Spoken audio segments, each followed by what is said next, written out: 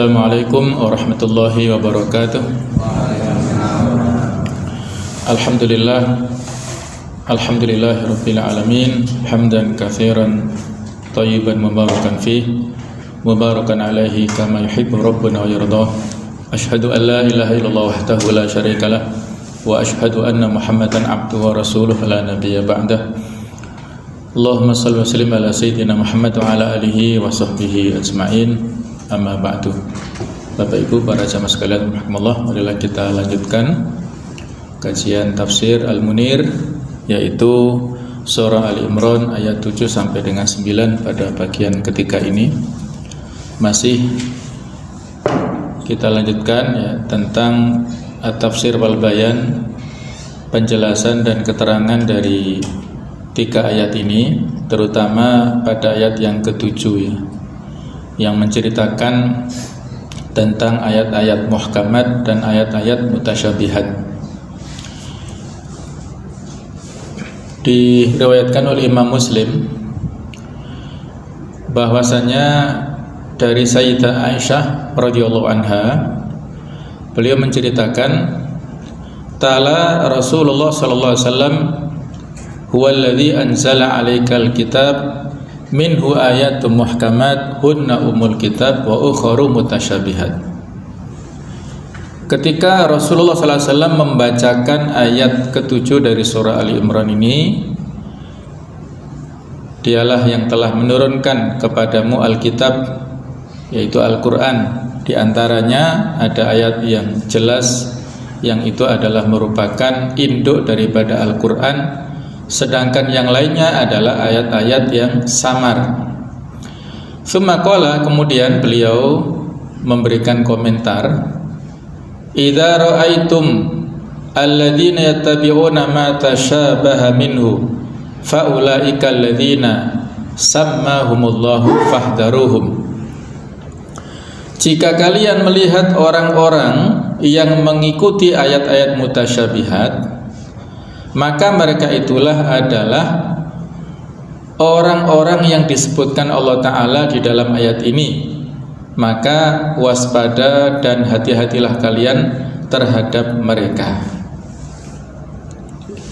Di dalam ayat ini disebutkan ya, fa'amal ladzina fi qulubihim zayghun fayattabi'una ma tashabaha minhu.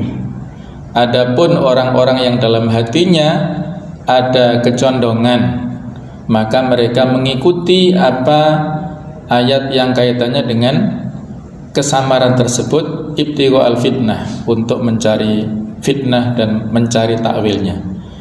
Jadi kalau kita melihat orang-orang yang memperlakukan ataupun yang yattabi'una ma tashabaha minhu, ya mereka itu adalah mengikuti ayat-ayat yang mutasyabihat, maka mereka itulah yang disebutkan, yang disindir oleh Allah Ta'ala di dalam ayat ini ya, yang mengikuti kepada kecondongan kepada kesesatan. Dalam riwayat lain diceritakan oleh Ibnu Murdawih bahwasanya Abdullah bin Amr bin As dari Rasulullah SAW, beliau bersabda, innal Qur'an lam yanzil liyukadziba ba'duhu ba'dah. Sesungguhnya Al-Quran tidaklah diturunkan untuk satu sebagian yang lain itu saling mendustakan ya. Bal yusaddiq ba'duhu ba'dah. Bahkan atau akan tetapi justru antara bagian yang satu dengan yang lain itu adalah saling membenarkan. Fama araftum minhu fa'malu bihi. Apa yang kalian ketahui dari Al-Quran bisa langsung kita fahami, bisa langsung kita mengerti artinya, fa'malu bihi, maka kerjakanlah, amalkanlah. Wa ma tashabaha minhu, dan apa yang bersifat mutasyabih, yang samar dari Al-Quran, fa'aminu bihi, maka imanilah.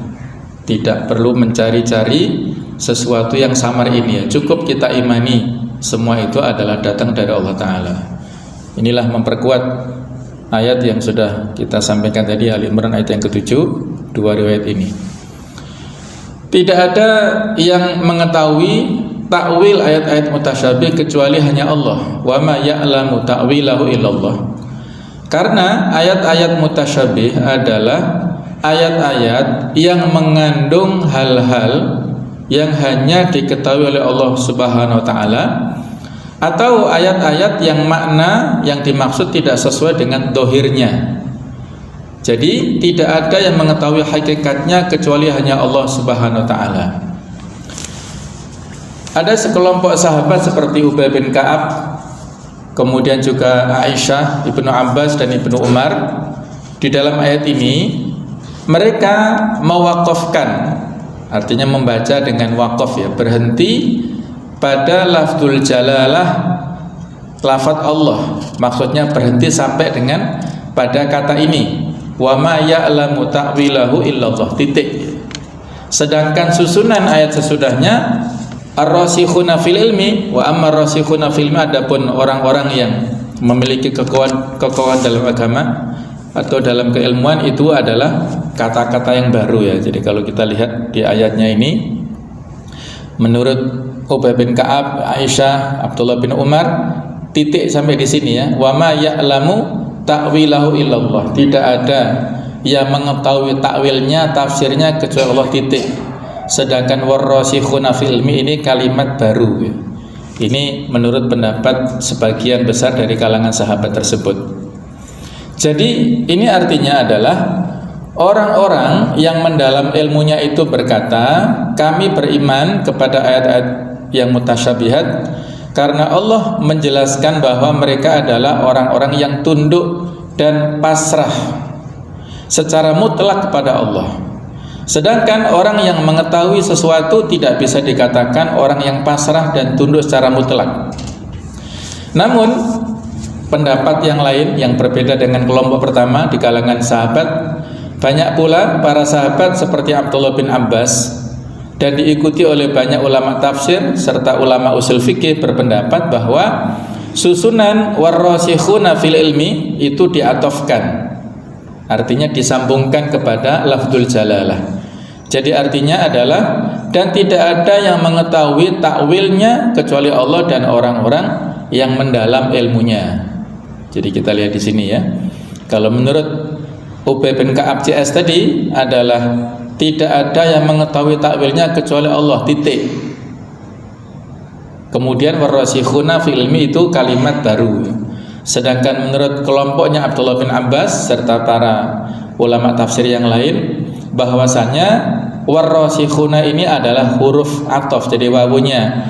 Kalau pendapat yang pertama adalah wawul ibtida, wawu yang bertujuan untuk memulai kalimat. Nah, sedangkan menurut Abdullah bin Abbas, wawunya adalah wawu kata sambung. Ar-rasikhun disambungkan ke lafzul jalalah.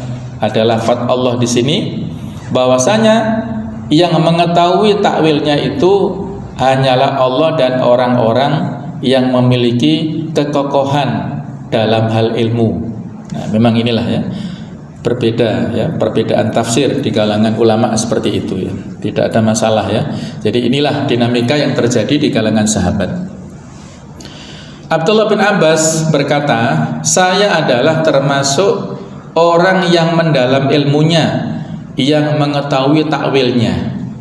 Ini jangan kita maknai sebuah statement kesombongan, bukan ya. Sama sekali jauh ya. Abdullah bin Abbas adalah seorang sahabat yang alim ya. Walaupun usia beliau relatif muda, pada saat Rasulullah wafat itu usianya antara 13 sampai 15 tahun saja. Jadi usia SMP saja. Tapi beliau sudah menjadi mufti di kalangan para sahabat ya, karena kedalaman ilmunya ya. Jadi beliau mengakui, saya adalah termasuk orang yang mendalam ilmunya, yang mengetahui takwilnya. Takwil ayat-ayat mutasyabih diketahui oleh orang-orang yang mendalam ilmunya. Karena orang yang dicela oleh Allah adalah orang-orang yang mencari-cari takwil ayat-ayat mutasyabih dengan tujuan untuk menimbulkan fitnah dan kesesatan, dengan cara memberikan interpretasi pemahaman yang tidak sesuai dengan ayat-ayat muhkamat. Sedangkan orang-orang yang mendalam ilmunya tidak seperti itu. Mereka adalah orang-orang yang memiliki keyakinan yang kokoh karena mereka memberi interpretasi terhadap ayat-ayat mutasyabih yang sesuai dengan ayat-ayat muhkam. Nah, nanti ada contohnya ya tentang masalah macam-macam ayat mutasyabihat. Adapun perkataan yaquluna amanna, kami, jadi mereka berkata kami telah beriman, itu adalah permulaan kalimat baru dan ini tidak bertentangan dengan penjelasan bahwa orang-orang yang mendalam ilmunya mengetahui takwil ayat-ayat mutasyabih karena mereka menjadikan ayat-ayat muhkamat sebagai dasar atau pokok dan mereka beriman bahwa semua ayat-ayat Al-Quran baik yang muhkam maupun yang mutasyabih semuanya berasal dari sisi Allah Subhanahu wa ta'ala.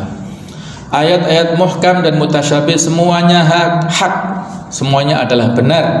Keduanya saling menguatkan dan membenarkan. Hal ini ditunjukkan oleh doa Nabi sallallahu alaihi wasallam untuk Abdullah bin Abbas seperti berikut. Allahumma faqihu fiddin wa alimu ta'wil. Ini doa yang pernah disampaikan oleh Rasulullah kepada Abdullah bin Abbas ya. Ya Allah, berilah Abdullah bin Abbas ini ilmu yang mendalam ya. Jadikan dia orang yang faqih dalam urusan agama, wa alimu ta'wil, dan ajarkanlah kepadanya ta'wil atau tafsir. Jadi beliau ini memiliki predikat atau julukan turjumanul Quran, juru bicaranya Al-Quran, penafsir Al-Quran yang ulum. Ya misalnya ketika turun surah An-Nasr, para sahabat euforia dengan turunnya ayat atau surat ini ya. Kemenangan yang datang dari Allah Ta'ala, mereka bergembira. Tapi ada kegelisahan yang dialami oleh Umar bin Khattab. Umar bin Khattab bertanya kepada Abdullah bin Abbas, wahai Abdullah bin Abbas, bagaimana pendapatmu tentang surah An-Nasr ini? Apakah sama dengan teman-teman yang lain itu tentang kemenangan kita, kemenangan Islam ini? Kata Abdullah bin Abbas, saya melihat bahwasanya justru surat ini adalah menjadi berita tentang sudah dekatnya waktu wafatnya Rasulullah SAW. Nah ternyata apa yang dipikirkan Abdullah bin Abbas itu sama dengan yang dipikirkan oleh Umar bin Khattab ya. Jadi ada ya kecerdasan ya di balik itu, ada firasat-firasat yang terjadi di balik itu ya, yang itu di luar penalaran dari para sahabat lainnya. Itulah Allah memberikan beberapa ilmu ya kepada orang per orang yang tidak diberikan kepada yang lainnya. Nah ini contoh beliau yang ahli dalam bidang takwil ini ya. Nah, ada hikmah di balik adanya ayat mutasyabihat, di antaranya adalah bahwa Al-Quran itu diturunkan tidak lain untuk memberi petunjuk kepada manusia untuk mengetahui dan membedakan antara orang yang kuat dan benar imannya dan orang yang lemah imannya. Sehingga disebut Al-Furqan ya, pembeda antara hak dan batil. Kalau di kalangan orang kafir dan orang mukmin pun dipilah lagi, ada yang imannya kuat, ada yang imannya lemah. Menjelaskan tentang keutamaan orang-orang yang mendalam ilmunya, yang selalu belajar dan melakukan perenungan dan penelitian, karena mereka mengetahui dan memahami pesan yang disampaikan kepada mereka, meskipun mereka tidak mengetahui hakikat sesuatu. Oleh karena itu di akhir ayat Allah Ta'ala berfirman, wa ma yadzakkaru illa ulul albab, dan tidak dapat mengambil pelajaran daripadanya melainkan orang-orang yang berakal, yang menggunakan akal pikirannya. Maksudnya, dan tidak dapat memahami dan merenungi makna-makna yang ada secara benar kecuali orang-orang yang memiliki akal yang sehat dan pemahaman yang lurus. Rasulullah SAW menjelaskan tentang kriteria orang-orang yang mendalam ilmunya, seperti yang diriwayatkan oleh Ibnu Abi Hatim dari Ubaidillah bin Yazid, salah seorang tabi'in yang mengalami masa sahabat Anas ya. Maksudnya bertemu dengan Anas, kemudian Abu Umamah dan Abu Darda, bahwasanya Rasulullah SAW ditanya tentang kriteria orang-orang yang mendalam ilmunya itu siapakah mereka, yang disebut warrasikhuna fil ilmi tadi ya, Maka beliau menjawab, inilah kriteria orang yang kokoh keilmuannya itu. Man barrat yaminuh, orang yang benar sumpahnya, konsekuen. Kalau dia bersumpah, maka sumpahnya tidak mengandung maksiat, tidak mengandung main-main, dan dia penuhi sumpahnya. Wa sadaqa lisanuh, jujur lisannya, tidak berbohong. Wastaqama qalbu, dan lurus hatinya, tidak menyimpang sana, tidak pelin-pelan. Wa man affa batnuhu wa farjuhu, dan orang yang menjaga iffah, menjaga kehormatan perut dan kemaluannya dari hal-hal yang diharamkan, fadzalika minar rasikhina fil ilmi, mereka itulah termasuk orang-orang yang mendalam keilmuannya. Jadi ini berarti tafsir hadis Al-Qur'an bil hadis, ya, menafsirkan ayat Al-Qur'an tadi surat Al-Imran ayat yang ke-7 dengan hadis ini. Siapakah orang-orang yang kokoh ilmunya? Ini dijelaskan kriterianya di dalam hadis ini, ya. Jadi coba kita lihat di hadis ini, simple ya, kaitannya itu dengan masalah akhlak, ya. Jadi dia dalam hal bersumpah benar, konsekuen, lisannya selalu jujur, hatinya selalu lurus, dan menjaga kehormatannya. Ini kan kaitannya dengan akhlak, ya. Padahal disebutkan di sini ar-rasikhuna fil ilmi, kaitannya dengan keilmuan, ya, pengetahuan. Jadi dalam pandangan Islam, orang-orang yang berilmu itulah mereka memiliki akhlak atau memiliki adab, lah bahasa yang mudah, ya, adab yang paling tinggi, ya. Beradab sebelum berilmu, ya. Sehingga innama yakhsyallaha min ibadil ulama, sesungguhnya yang hanya takut kepada Allah itu adalah para ulama. Kriteria al-khasyah itu adalah standar keilmuan.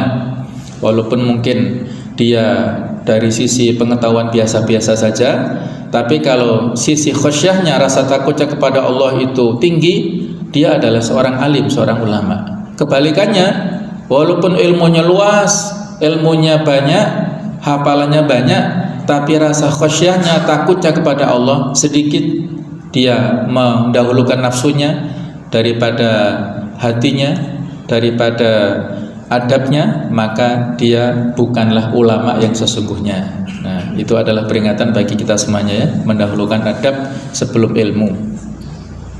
Kemudian setelah itu Al-Quran menyebutkan doa orang-orang yang mendalam ilmunya agar dikukuhkan untuk selalu menetapi pemahaman ayat-ayat mutasyabihat. Ada dua doa yang diajarkan di dalam ayat ke-8 dan ke-9 ini. Ayat yang ke-8, Rabbana la tuzigh qulubana, ya Allah, janganlah Engkau sesatkan hati-hati kami.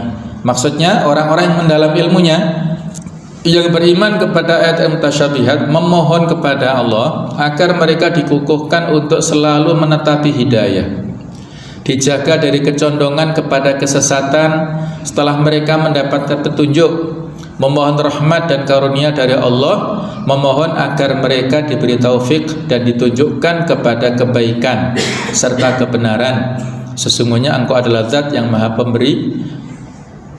Sayyidah Aisyah berkata, karena Rasulullah SAW katsiran ma yad'u, adalah Nabi SAW itu sering sekali berdoa, ya muqallibal qulub, wahai Zat yang membolak-balikkan hati, tsabbit qalbi ala dinik, kokohkanlah hatiku berada di atas agamamu.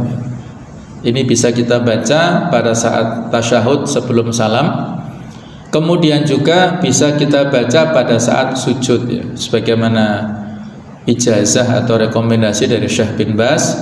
Pada saat kita sujud, di samping kita membaca doa sujud yang ma'thur, itu kita dibolehkan, dianjurkan untuk memohon 3 permintaan kepada Allah.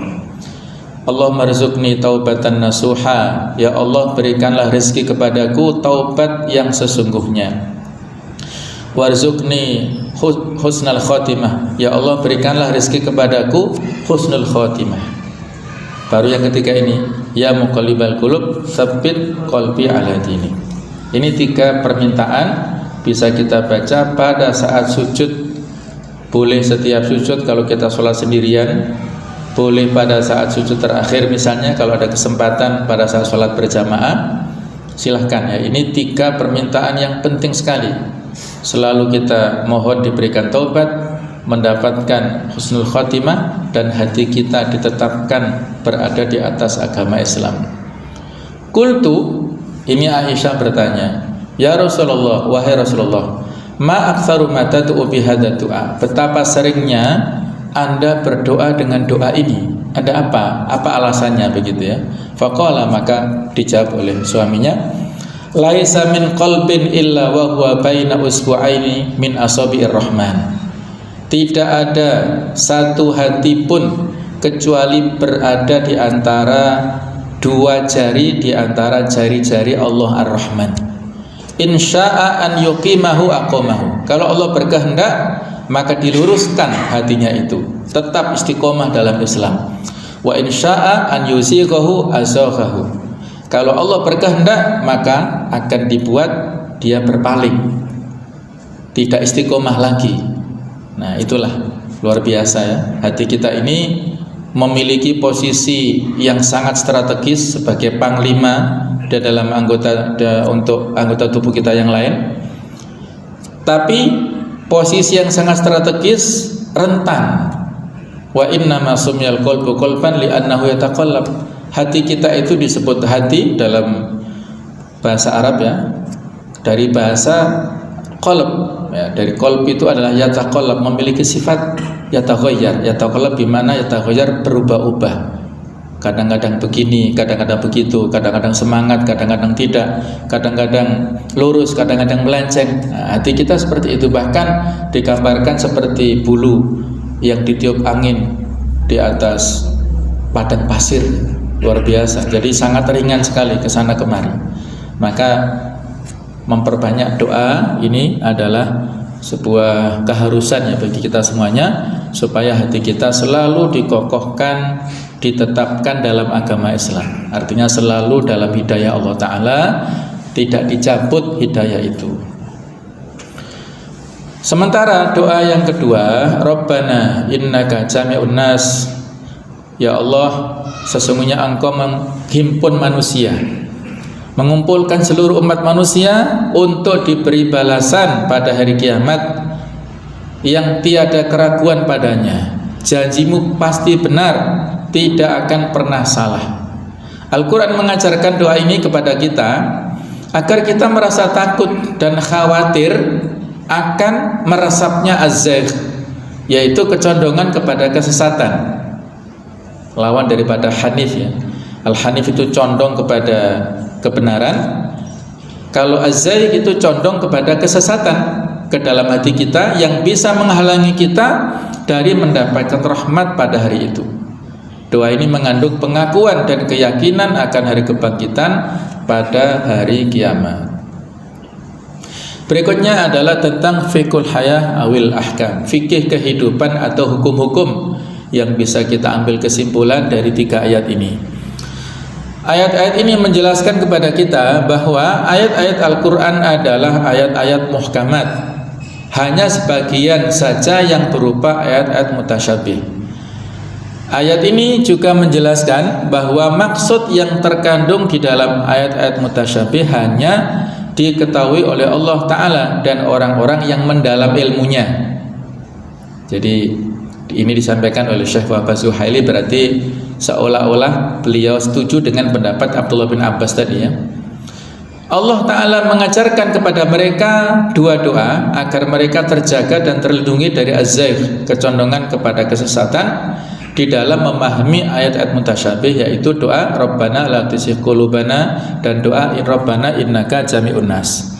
Adapun orang-orang yang hatinya condong kepada kesesatan, maka mereka mengikuti ayat-ayat mutasyabih dan membuat takwilnya secara tidak benar untuk menimbulkan fitnah dan kesesatan.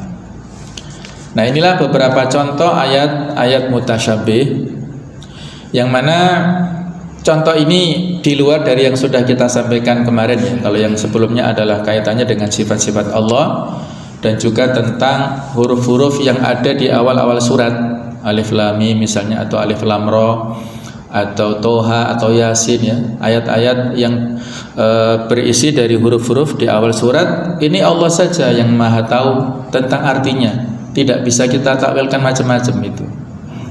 Nah, kalau di sini yang dicontohkan ada dialog ini ya. Imam Bukhari menceritakan dari Sa'id bin Jubair, ada seorang laki-laki yang konsultasi, bertanya kepada Abdullah bin Abbas, saya menemukan dalam Al-Quran beberapa hal yang tampak seperti bertentangan, ada kontradiktif antara beberapa ayat menurut persepsi daripada orang ini ya. Maka Abdullah bin Abbas bertanya, apa itu? Sampaikan, tanyakan kepadaku. Nah, maka laki-laki ini menyampaikan beberapa ayat yang sepertinya kontradiktif ya, bertentangan. Misalnya di surat Al-Mu'min ayat 101 itu Allah berfirman,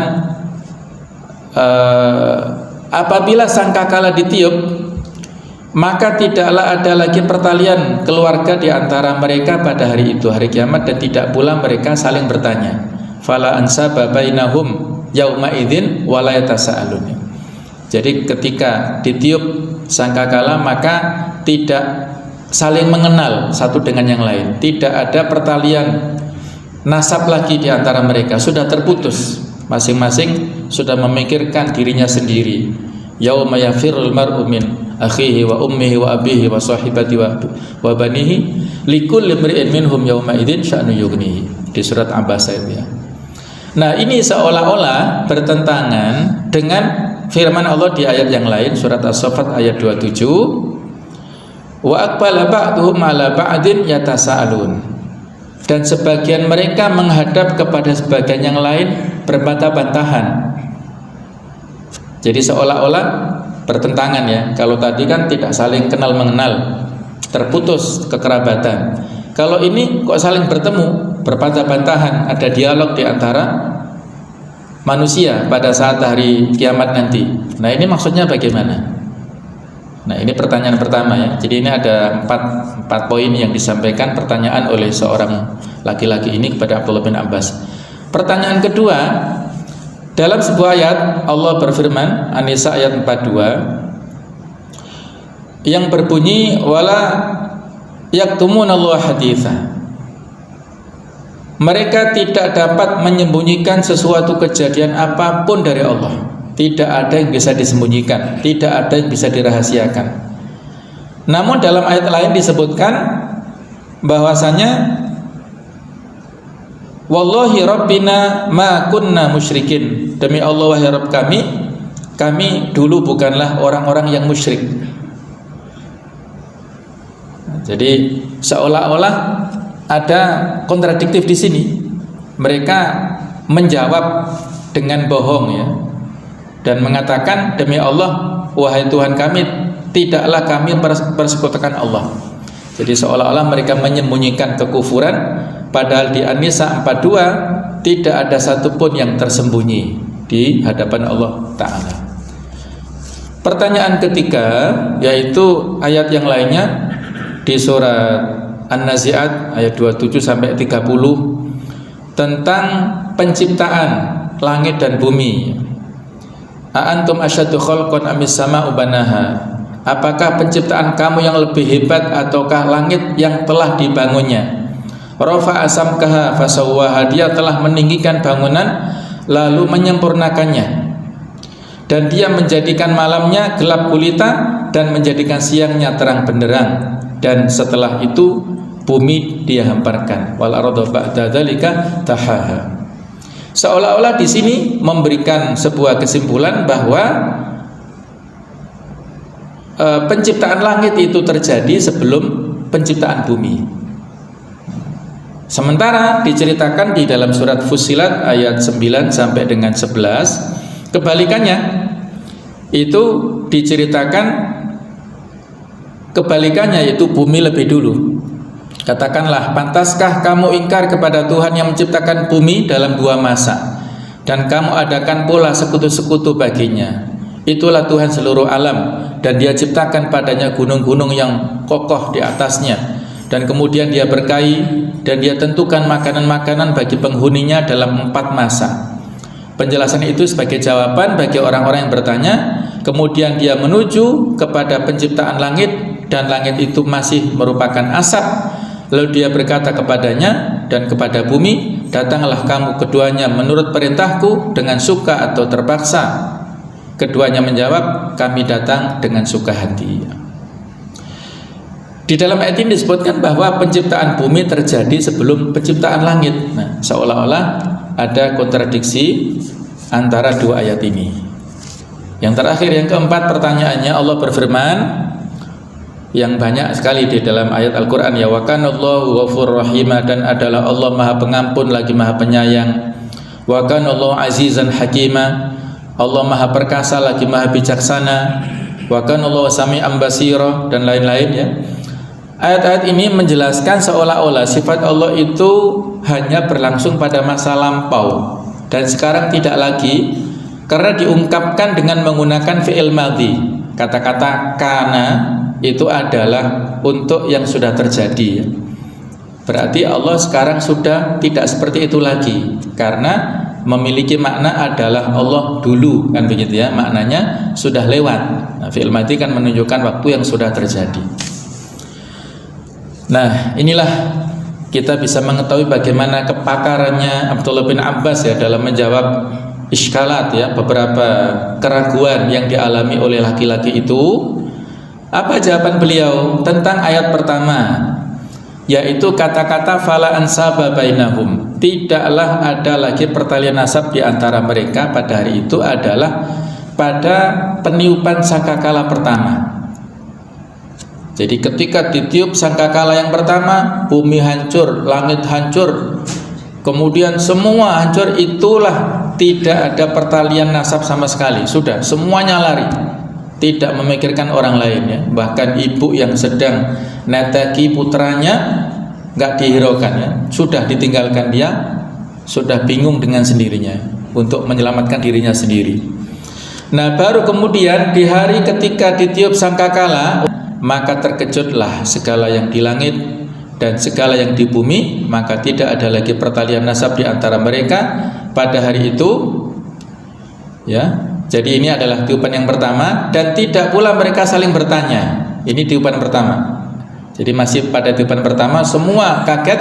Nah, baru pada tiupan yang kedua sebagian dari mereka menghadap kepada sebagian yang lain dan saling bertanya. Nah, ketika tiupan yang kedua semuanya lah bangkit ya. Yauma yasturun nasu ashtata, ya, pada hari itu manusia dibangkitkan dari kuburan mereka masing-masing ashtatan, dalam keadaan yang bermacam-macam kondisinya, yang berbeda-beda sesuai dengan pada saat kematiannya bagaimana, berbeda-beda dan sesuai dengan kadar amalannya tentunya ya. Baru saling ada yang sebagian yatasa'alun tadi ya, saling bertanya satu dengan yang lain itu. Nah, jadi cara memadukannya seperti itu ya untuk poin yang pertama. Sedangkan ayat yang berikutnya, wallahi rabbina ma kunna musyrikin, demi Allah Tuhan kami, tiadalah kami yang mempersekutukan Allah, seolah-olah ini mereka berbohong. Padahal Allah walaitumun Allah haditha, mereka tidak dapat menyembunyikan dari Allah sesuatu kejadian pun. Maka sesungguhnya Allah mengampuni dosa-dosa orang yang memurnikan keimanannya. Orang-orang musyrik berkata, mari kita berkata, kami bukanlah orang-orang yang menyekutukan Allah. Lalu Allah membungkam mulut mereka, dan anggota tubuh mereka lah yang berbicara dan menyampaikan amal-amal perbuatan mereka. Ketika itulah mereka diketahui bahwa tiada satupun kejadian dan perkataan yang dapat disembunyikan dari Allah. Dan ketika itu orang-orang kafir mengharapkan jika seandainya mereka adalah termasuk orang-orang Islam. Bahkan di akhir surat An-Naba mereka berharap, ya laitani kuntu turaba, ya Allah seandainya dulu aku menjadi debu, menjadi tanah. Kenapa mereka berharap seperti itu? Karena mereka melihat binatang-binatang itu ya, nanti pada hari kiamat yang dulu pada saat di dunia binatangnya bertanduk, suka nandui temannya sesama binatang yang tidak bertanduk, nanti di hari kiamat dibalik. Yang tidak bertanduk muncul tanduknya, yang dulu bertanduk hilang tanduknya, terus disuruh mengkisos. kisos itu temanmu yang suka menanduh dulu pada hari kiamat. Ketika sudah saling mengkisos, sudah dibalas, maka diperintahkan semua binatang itu jadilah tanah semuanya. Binatangnya sudah jadi tanah semua, sudah tidak ada muhasabah, tidak ada hisab lagi ya, tidak ada perhitungan lagi, sudah selesai sampai di situ. Nah, baru orang-orang kafir berharap-harap seandainya ya saya menjadi tanah, tidak ada hisab ya. Tapi itu nggak bisa ya, sudah terlewat, penyesalannya sudah tidak ada gunanya. Jadi ini maksudnya adalah semacam penyesalan ya. Wallahi rabbina ma kunna musyrikin ya. Mereka hanya bisa menyesal, mereka hanya bisa berharap-harap seandainya saat di dunia dulu mereka tidak berbuat syirik, maka mereka akan mendapatkan pahala seperti yang didapatkan oleh orang-orang beriman. Tapi itu tidak ada manfaatnya sama sekali ya. Apa yang mereka sampaikan, angan-angannya tidak ada manfaatnya. Mereka harus mempertanggungjawabkan kesyirikannya yang dulu dilakukan di dunia. Allah ini kemudian yang berikutnya, yang keempat, yang ketiga ya. Pertanyaan tentang mana lebih dulu, langit atau ke bumi. Allah menciptakan bumi dalam 2 masa. Kemudian Allah menuju kepada penciptaan langit. Lalu dia jadikan 7 langit dalam 2 masa. Kemudian dia bentangkan bumi, lalu memancarkan daripadanya mata airnya dan menumbuhkan tumbuhan-tumbuhannya, menciptakan gunung-gunung, tumbuh-tumbuhan dan bukit-bukit dalam 2 masa juga. Inilah yang dimaksud dengan ayat wal ardu ba'da dzalika tahaha. Dan setelah itu Allah membentangkan bumi. Jadi bumi diciptakan dalam 4 masa, sedangkan langit dalam 2 masa. Totalnya ada 6 ya, 6 masa. Berapa lama masa itu? Allahu a'lam ya. Kita tidak bisa memastikannya. Itu adalah dalam hitungan Allah Ta'ala. Yang penting langit dan bumi semuanya diciptakan dalam 2 masa. Ada yang memaknai ini adalah seperti hari-hari dalam 1 pekan ya. Berapa lamanya? Allahu a'lam. Nah, inilah pertemuan ataupun pendapat dari Abdullah bin Abbas tentang 2 ayat yang sepertinya kontradiktif itu. Kemudian ayat yang keempat kaitannya dengan firman Allah yang menggunakan fi'il madhi. Di sini ada fi'il madhi kana ya. Dan adalah Allah mengampuni lagi Maha Penyayang. Maksudnya adalah bahwa sifat-sifat itu adalah yang dikehendaki oleh Allah untuk zatnya. Maksudnya Allah masih dan akan selalu Maha Pengampun dan Maha Penyayang. Karena Allah tidak berkehendak terhadap sesuatu kecuali pasti terlaksana. Jadi tidak ada pertentangan sama sekali dalam ayat Al-Quran, karena semuanya berasal dari sisi Allah Ta'ala ya. Jadi fi'il madhi kana ini bukan menunjukkan lewat kemudian tidak berlangsung berikutnya, bukan. Tapi justru ini adalah menunjukkan dimensi waktu yang tidak terbatas. Yang sudah lewat Allah Maha Pengampun Penyayang, yang akan dan yang selalu terus menerus Allah Maha Pengampun dan Maha Penyayang. Jemaah sekalian, orang-orang yang mengikuti ayat mutasyabih ini adalah disebutkan ya, mereka ini adalah yang ingin menimbulkan keraguan terhadap Al-Quran dan menyesatkan orang-orang awam, seperti yang dilakukan oleh kelompok Zanadiqah. Zanadiqah ini adalah jamak dari zindiq. Satu orang itu zindiq, kalau jamaknya Zanadiqah. Mereka ini adalah kalau dalam kaitannya dengan sifat Allah itu kaum Mu'attilah, yaitu yang menolak sifat-sifat Allah. Secara bahasa zindiq itu adalah berarti kotoran yang membahayakan. Sedangkan secara istilah mereka ini adalah golongan yang membuat penyimpangan dalam menafsirkan Al-Quran dan hadis.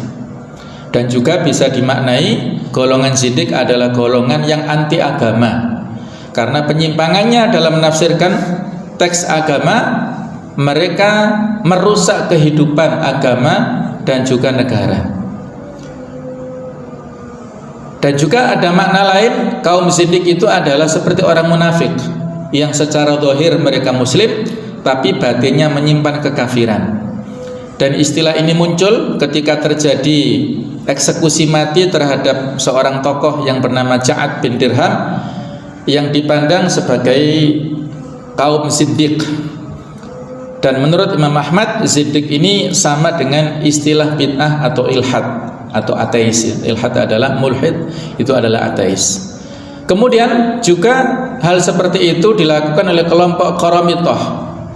Kelompok Qaramithah ini adalah kelompok sesat dan para pengikut ahli filsafat yang meyakini tentang kenabian beberapa tokoh mereka. Ada yang bernama Zarathustra, kemudian Mazdak dan juga Mani. Mereka menghalalkan hal-hal yang diharamkan dalam agama. Inilah contoh dua kelompok yang suka memperturutkan ayat-ayat mutasyabihat, menafsirkan Al-Quran tidak sebagaimana mestinya. Kalau di Indonesia ada dulu ya, nggak tahu sekarang masih ada apa enggak, misalnya aliran Isa Bugis ya. Nah, misalnya seperti itu ya, mereka menafsirkan surah Az-Zalzalah idza zulzilatil ardu zilzalaha, itu bukan dalam penafsiran terjadinya hari kiamat, tapi diartikan ketika bulldozer itu membuldozer bumi ya, artinya membajak bumi ya. Itu adalah penafsiran yang sesat. Mereka mengikuti ayat-ayat mutasyabih karena mereka meyakini bahwa yang dimaksud ayat mutasyabih adalah sesuai dengan zahirnya, seperti kelompok mujassimah, kelompok yang memfisikkan ya, sifat Allah tersebut, sehingga mereka meyakini Allah memiliki jism, memiliki fisik dan berbentuk seperti jasad yang memiliki wajah, mata, tangan, kaki dan jari. Maksudnya Allah dari semua itu. Atau mereka mengikuti ayat-ayat mutasyabih bertujuan untuk menjelaskan takwilnya dan menjelaskan makna yang dimaksud. Atau ada kalanya dengan sikap terlalu banyak mengemukakan pertanyaan-pertanyaan tentang hakikat makna yang terkandung dalam ayat mutasyabih. Jadi orang-orang yang mengikuti ayat-ayat mutasyabih itu ada 4 macam kelompok. Kelompok pertama tadi, yaitu kelompok Zanadiqah dan Qaramithah tadi, tidak diragukan lagi kekufurannya, dan hukuman bagi kelompok pertama menurut mazhab Maliki adalah langsung dibunuh tanpa terlebih dahulu diminta untuk bertobat. Nah, ini berarti berat ya, dosanya berat. Sedangkan kelompok kedua, kelompok Mujassimah tadi, menurut pendapat yang benar bahwa mereka dihukumi kafir karena tidak ada perbedaan antara mereka dengan para penyembah berhala. Jadi hukum mereka adalah seperti hukum orang murtad. Terlebih dahulu mereka diminta bertobat. Setelah itu jika mereka tetap tidak mau bertobat, maka mereka dibunuh. Adapun kelompok ketiga, jadi rupanya Syekh Wahbah ini menyatukan antara mazhab salaf dan khalaf pada poin yang ketiga ya. Mereka adalah ulama yang pada dasarnya berselisih seputar boleh tidaknya mentakwilkan ayat mutasyabih. Mazhab salaf lebih memilih untuk tidak melakukan penakwilan. Juga mereka menegaskan bahwa tidak mungkin yang dimaksud oleh ayat-ayat mutasyabih adalah zahirnya, dan mereka mengimani ayat-ayat mutasyabih seperti apa adanya, dan ini adalah pendapat yang lebih utama, pendapat dari kalangan sahabat Ubay bin Ka'ab, Aisyah, Abdullah bin Umar tadi ya. Nah, sedangkan mazhabul khalaf, ini pendapat ulama berikutnya yang menjelaskan bahwasanya mereka ini berpendapat boleh takwil ya, memahami sesuai dengan bahasa Arab tetapi tidak dengan memastikan, dengan menjelaskan ayat mutasyabih secara global. Dikatakan bahwa mazhab salaf lebih selamat, sedangkan mazhabul khalaf itu adalah a'lam, bisa jadi lebih tahu. Adapun kelompok yang keempat, maka mereka dihukumi takzir yang berat. Takzir adalah hukuman yang diserahkan keputusannya kepada pemimpin ya, kepada khalifah saat itu. Bagaimana kebijakan khalifah. Itulah mereka yang suka bertanya-tanya tadi ya, mempertanyakan dengan melebihi batas. Yang terakhir ini, menurut Imam Az-Zarqani, tentang mutasyabih ini ada 3 macam ya. Ada ayat yang seluruh manusia tidak dapat mengetahuinya, seperti pengetahuan tentang zat Allah, tentang hari kiamat, hal yang ghaib, hakikat dan sifat zat Allah, itu tidak ada yang mengetahui kecuali Allah. Sedangkan untuk ayat jenis yang kedua adalah ayat yang setiap orang bisa mengetahui, maksudnya melalui penelitian dan pengkajian, seperti mutasyabihat dan yang kesamarannya timbul akibat terlalu pendek ataupun panjang urutannya dan seumpamanya, ketika dikaji tafsirnya menjadi tahu. Nah, sedangkan yang jenis yang ketiga, ayat mutasyabihat yang maksudnya dapat diketahui oleh para ulama tertentu dan bukan semua ulama. Maksudnya demikian adalah mana-mana yang tinggi yang memenuhi hati seorang yang cerdik jiwanya dan mujahid. Sebagaimana yang tadi sudah kita sampaikan, ada doa Nabi kepada Abdullah bin Abbas, inilah orang-orang khusus yang punya peluang untuk memahami hal seperti itu. Jadi inilah saya kira sebagai jalan tengah ya dari perbedaan dua kelompok sahabat tadi. Ada ayat-ayat yang tertentu yang memang Allah saja yang Maha tahu, ada ayat yang memerlukan penafsiran sebagaimana contoh 4 poin kepada Abdullah bin Abbas tadi, itu masuk ke kedua. Yang ketiga ini adalah takwil ayat atau surat tertentu, itu diberikan pengetahuannya kepada orang-orang tertentu. Mudah-mudahan bisa memahamkan kita terkait dengan tafsir surat 7 sampai ayat 9. Dan insyaAllah akan kita lanjutkan pada ayat yang ke-10 pada pertemuan yang akan datang. Mudah-mudahan Allah Ta'ala memberikan umur panjang pada kita, istiqomah dalam kebaikan, dan kita manfaatkan dalam rangka untuk bertakur, meningkatkan takur kepada Allah Ta'ala. Mohon maaf atas segala kekhilafan. Subhanakallahumma bihamdik, asyhadu an la ilaha illa anta, astaghfiruka wa atubu ilaik. Wassalamualaikum warahmatullahi wabarakatuh.